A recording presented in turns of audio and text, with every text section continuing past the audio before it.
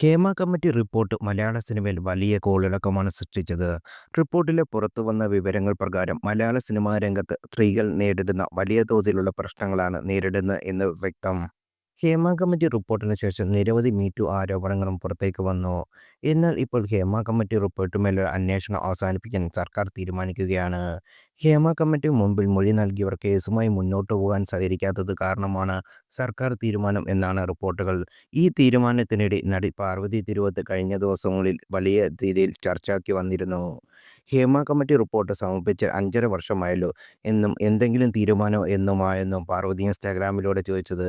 ഇപ്പോൾ പാർവതിയെ പിന്തുണച്ച് രംഗത്തെത്തിയിരിക്കുന്ന ഗായികയായ ചിന്മയി ശ്രീബദ്ധ പാർവതി ഉന്നയിച്ചത് തീർത്തും പ്രസക്തമായ ഒരു ചോദ്യമാണെന്ന് ന്യൂസ് 18 നൽകിയ അഭിമുഖത്തിൽ ചിന്മയി പറയുന്നു.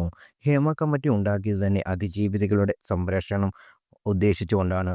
പോലീസ് അന്വേഷണത്തിൽ എന്ത് സംരക്ഷണം ഉണ്ടായി എന്ന ശരിയായ ചോദ്യം തന്നെയാണ് അവർ ഉന്നയിച്ചത്. എന്തുകൊണ്ട് റീമാ കല്ലിങ്ങലും പാർവതിയും അപ്രഖ്യാത നിരോധനം നേരിടേണ്ടി വരുന്നത്? മറുവശത്ത് കരാർ കൊടുത്ത് പീഡിപ്പിച്ചു എന്ന് പറഞ്ഞിട്ടും ദിലീപിന് വലിയ പ്രൊമോഷൻ ലഭിക്കുന്നു എന്ന് ചിന്മയി കുറ്റപ്പെടുത്തി. മലയാളം തമിഴ് സിനിമാ രംഗങ്ങൾ തമ്മിൽ വലിയ വ്യത്യാസമൊന്നുമില്ല. എന്നാൽ മലയാളത്തിൽ കുറഞ്ഞ വർഷം അവർക്കൊരു ഹേമ കമ്മിറ്റിയെങ്കിലും ഉണ്ട്. അത് തുടക്കത്തിൽ തനിക്ക് വളരെയധികം സന്തോഷം നൽകിയിരുന്നു. എന്നാൽ ഇപ്പോൾ തങ്ങളുടെ ഒരു സഹപ്രവർത്തകയ്ക്ക് വലിയൊരു ദുരന്തം സംഭവിച്ചു എന്നറിഞ്ഞിട്ടും സ്ത്രീകൾ പോയി ദിലീപിന്റെ ചുമലിൽ തിരുമുകയാണെന്നും അപമാനകരമാണ് എന്ന് ചിന്മയി പറഞ്ഞു. നേരത്തെ ഹേമ കമ്മിറ്റി റിപ്പോർട്ട് പുറത്തു വന്നതിന് പിന്നാലെ മലയാളത്തിലെ അഭിനേത്രികൾ തുറന്നു പറച്ചിലുമായി രംഗത്ത് വന്നതിനെ അഭിനന്ദിച്ച് ചിന്മയി രംഗത്ത് വന്നിരുന്നു. വിമൻ ഇൻ സിനിമ കളക്റ്റീവ് പ്രവർത്തനങ്ങൾക്കും ചിന്മയി അഭിനന്ദിക്കുന്നുണ്ട്.